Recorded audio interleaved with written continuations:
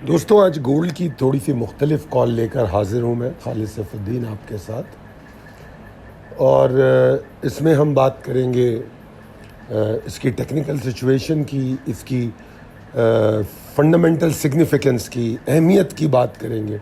इन तमाम चीज़ों पर बात करेंगे। सो मैं पहली स्लाइड पर चलते हैं।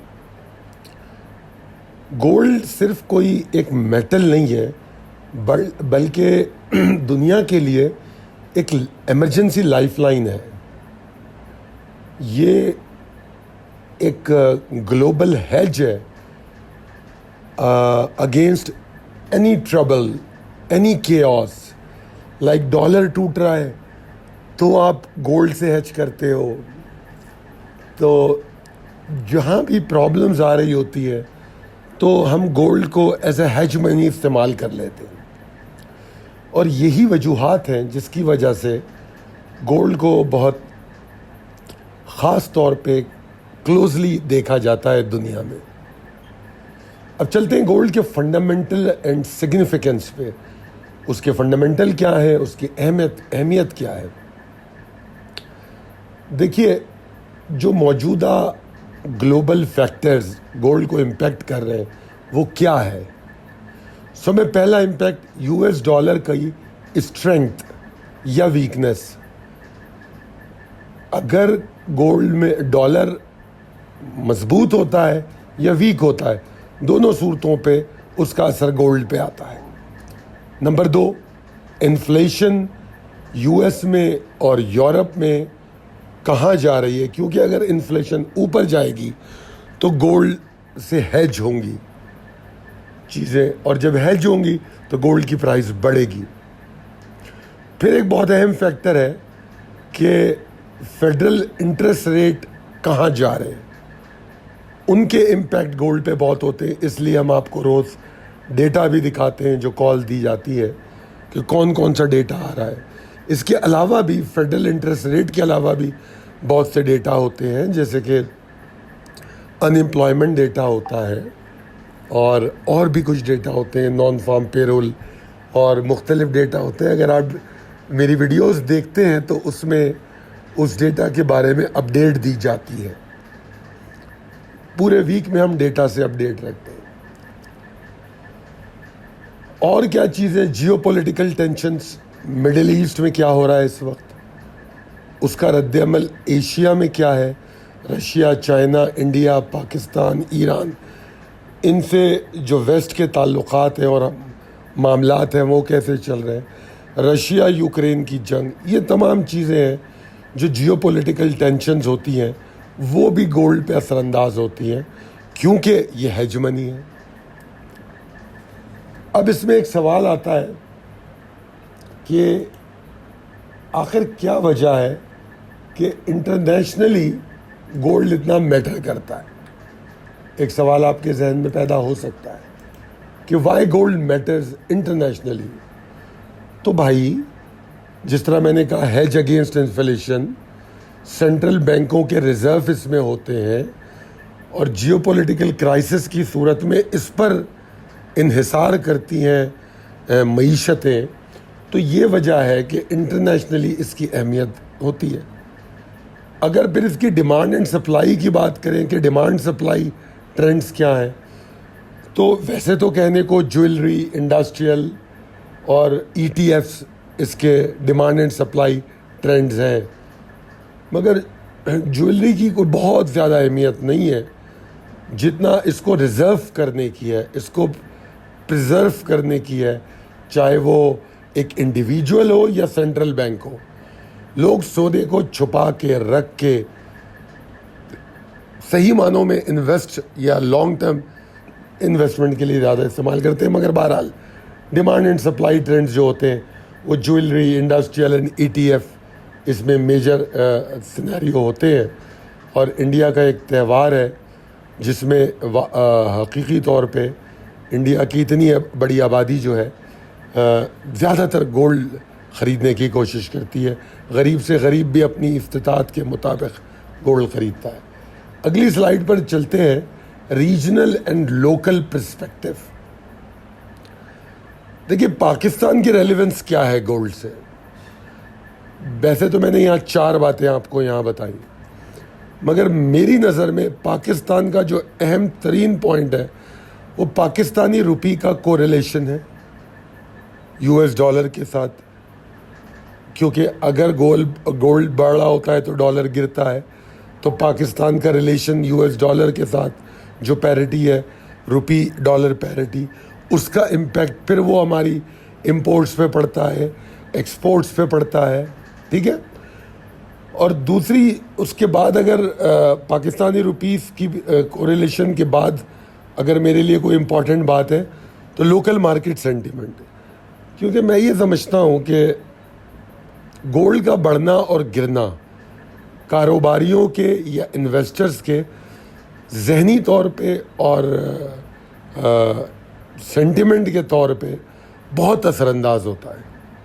तो लोकल मार्केट सेंटिमेंट दूसरा अहम पॉइंट है, ठीक है। इंपोर्ट तो मैंने बताया यकीनन वो जब पाक रुपी को रिलेशन इम्पैक्ट करती है तो इंपोर्ट इम्पैक्ट करती है। इसमें एक ज्वेलरी डिमांड की जो मैं बात कर रहा हूँ उसका इम्पैक्ट ऑलमोस्ट ना होने के बराबर है, मगर बहरहाल वो भी ख़रीदी जाती है तो उसका जिक्र ज़रूरी था। अगली स्लाइड पे चलते हैं। यहाँ पर मैंने टेक्निकल बताए हैं डॉलर के। डॉलर 12,000, डॉलर इंडेक्स जो है 12,631 पे क्लोज हुआ। डॉलर अभी भी अंडर प्रेशर है और अगर 12,658, 661 के नीचे है तो यकीनन ये प्रेशर में ही रहेगा। और अगर ये जो पिछला हफ्ता गुजरा है इसका लो तोड़ दे तो इसमें इजाफी प्रेशर आ जाएगा। मैं बुल्स कम बैक तो भी इसमें नहीं देख रहा फिल वक्त, और आपको रोज़ कॉल दी जाती है। अगर कोई सूरत डेवलप हुई तो यकीनन आप अपडेट होंगे।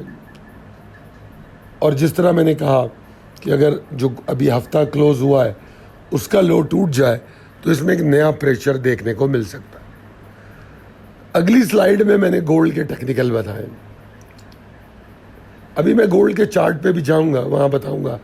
मैं असल में वहाँ ये बताना चाहूँगा कि गोल्ड में हम तो रोज़ाना की कॉल देते हैं और रोज़ाना अपने टारगेट अचीव करते हैं, मगर कई लोग ऐसे होते हैं जो हमसे कहते हैं कि यार गोल्ड कहाँ जाएगा ये बताओ।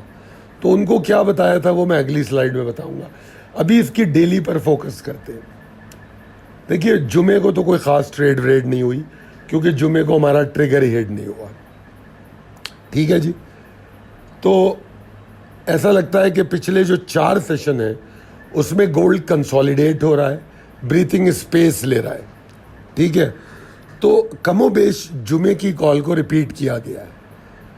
लेवल्स जो इसमें तब्दील हुए हैं उनको रिफ्रेश कर दिया गया है। लॉन्ग 3655.60 के ऊपर हमें जाना है और शॉर्ट हम 3635 के नीचे जाएंगे और सही मानों में एग्जॉस्शन जो पैदा होगी वो 3612 के नीचे होगी। अब आप देखिए कि मैं शॉर्ट भी बता रहा हूँ और लॉन्ग भी बता रहा हूँ। अगर उमूमी ट्रेंड आप मुझसे पूछेंगे गोल्ड का तो मैं कहूँगा gold is bullish, immensely severely bullish, मैं ये ज़रूर कहूँगा।